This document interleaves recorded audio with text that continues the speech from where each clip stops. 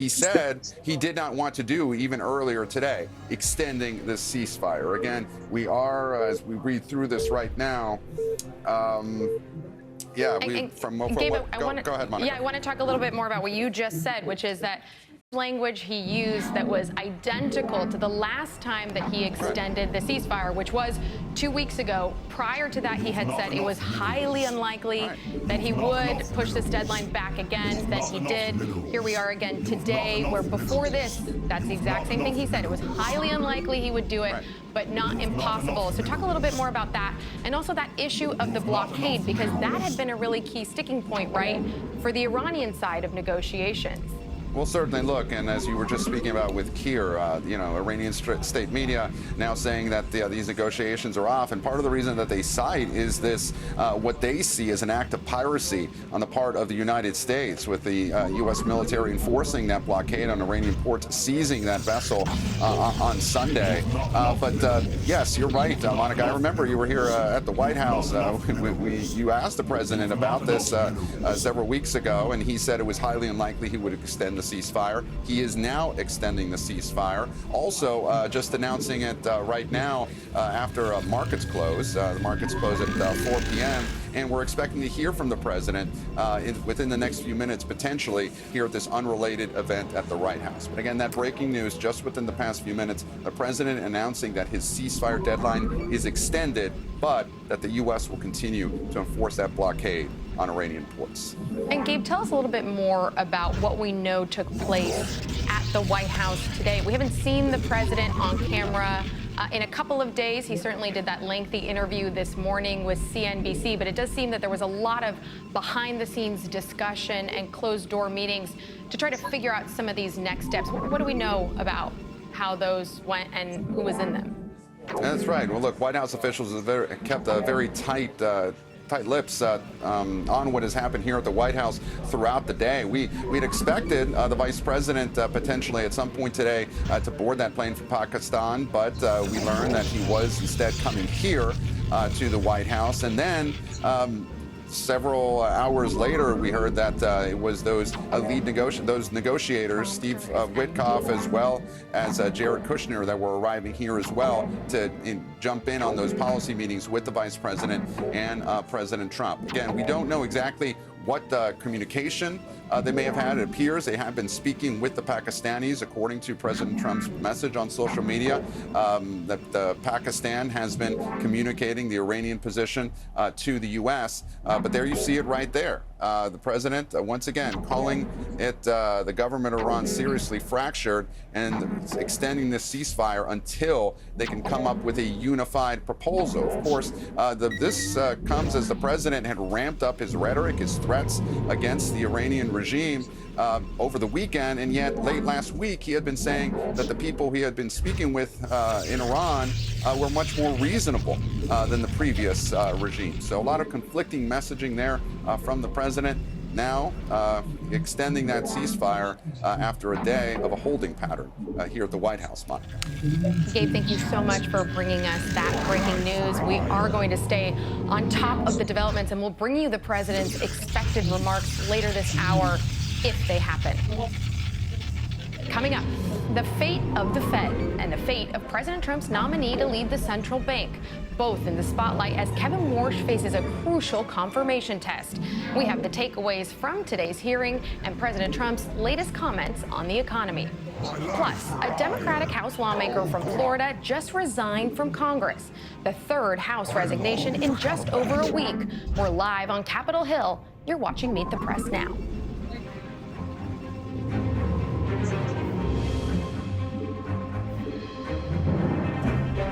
마누스한테 작업 흐름만 알려주세요. 앱이 연결되어 시트에서 대시보드로, 대시보드에서 발표 자료로, 슬랙에 공유, 요약까지 첨부해서 월요일마다 돌아갑니다. 손 안 대고도.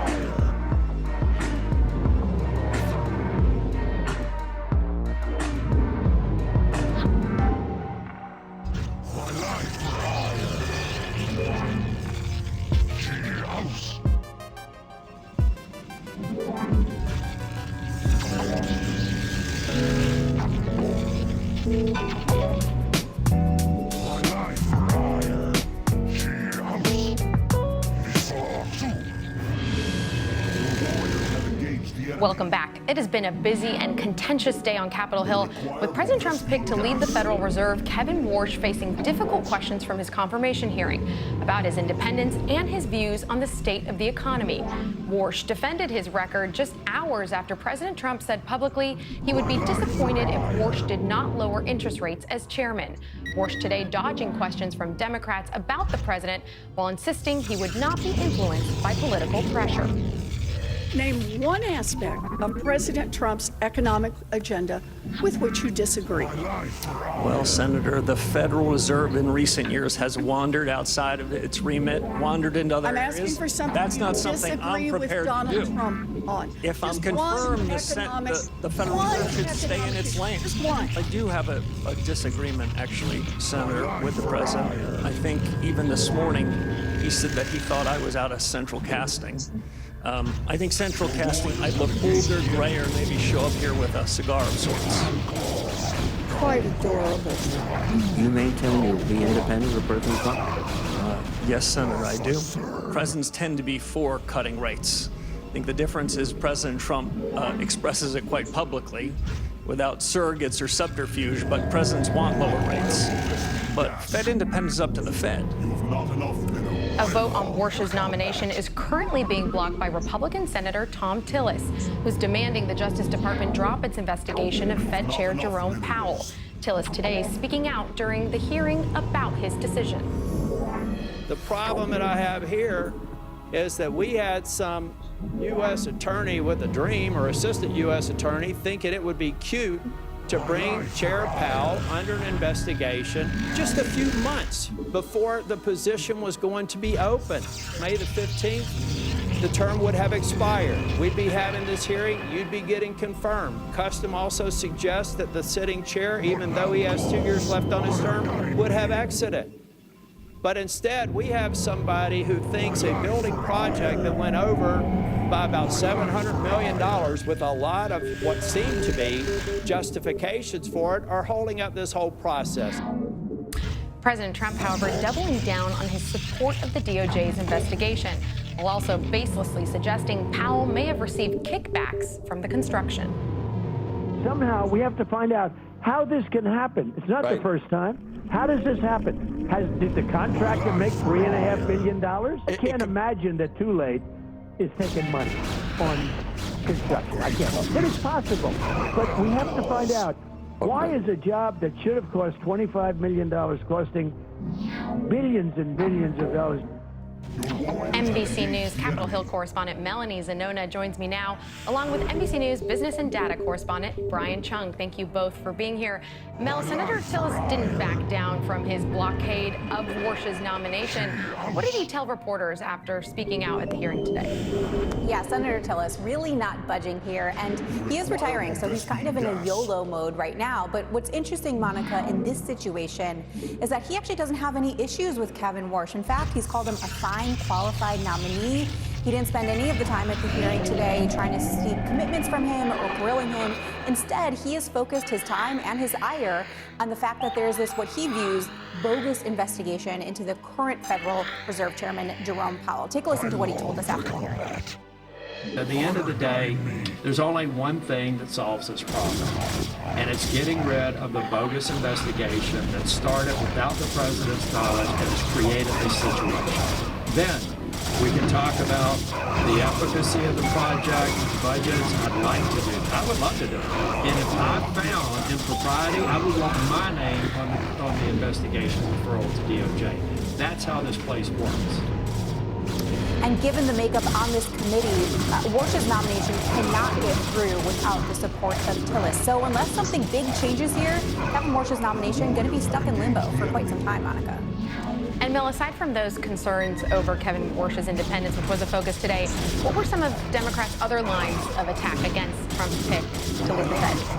Well, there was also some focus on Kevin Warsh's personal wealth. That is something that Elizabeth Warren really pressed him on because if confirmed, he would be the wealthiest Fed Reserve Chairman to ever hold that position. And there are still a lot of questions about his holdings and exactly what's in his assets. But repeatedly, he declined to answer questions about exactly what's in those holdings. He has said he's under a confidentiality agreement that bars him from disclosing some of that. However, as Elizabeth Warren noted, if he's confirmed, he will have to divest those holdings in order to be in compliance with the law, something that Elizabeth Warren wanted noted for the record. Mel, thank you so much for your reporting from the Hill. I want to turn to Brian now and just get your thoughts on his testimony today. And did Kevin Warsh give you any indication of how he'd operate as Fed chair if he is confirmed?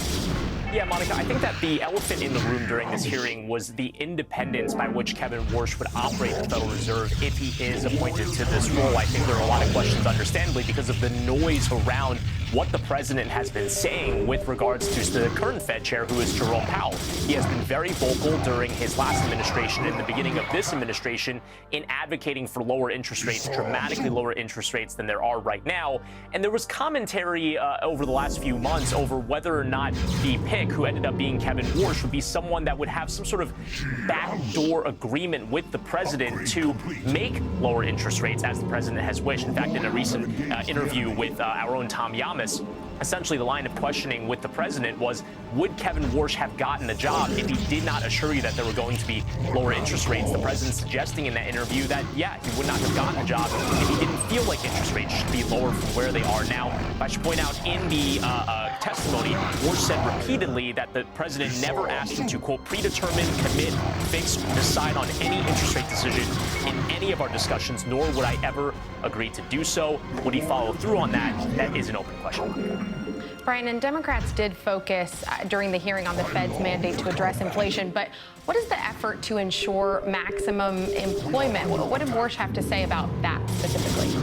Yeah, just to zoom out here again, the Federal Reserve is really mindful of two different aspects of the economy. It is stable prices, which is monitoring for inflation, which is certainly a worry right now with tariffs and the war with Iran, but then also maximum employment, trying to make sure that as many people in the economy can be employed given where interest rates are, because that is the Fed's primary lever for steering this economy. Now, Kevin Warsh did seem to suggest that he wasn't happy with the way that the Federal Reserve currently assesses inflation, suggesting that there are other types of measures that they could alternatively look at that he thinks would be better. But I did think, interestingly, it was really about consensus. You have to remember, the Fed chair is just one of a number of voices inside the Fed that get to decide on interest rates. Here's what he said about what he said should be a family feud, if you will, approach to deciding on interest rates. Take a listen. My broad view is that interest rates need to be forward-looking, need to be based on better data, and we should have a big, robust deliberation inside the FOMC. I tend to favor messier meetings than some, where people don't show up with rehearsed scripts, but we can have a good family fight. If the central bank has that good family fight, I think that they're going to make better decisions. It is a reminder that usually the Fed likes to have consensus around those meetings. The Fed chair is usually the one trying to corral that unanimous vote, but Kevin Warsh saying if he is appointed to this role that he would embrace that debate and maybe a few dissenting votes every now and then. So certainly some interesting commentary coming out of the prospective Fed chair, who again needs to navigate that Tillis situation in order to get confirmed. A good old family fight. Okay, Brian Chung, thank you so much for that. Mel, before I let you go, there is more news on Capitol Hill, this time on the House side of things, and another House member, Sheila Phyllis McCormick, who resigned. Was that a surprise to you, and what does that mean for Speaker Johnson's majority margin right now? Well, Monica, it wasn't exactly surprising, even though it is still shocking. I talked to a number of senior Congressional Black Caucus members who said they had privately encouraged her to resign and said they were really trying to walk her through the dynamics she was facing. And those dynamics was that the House Ethics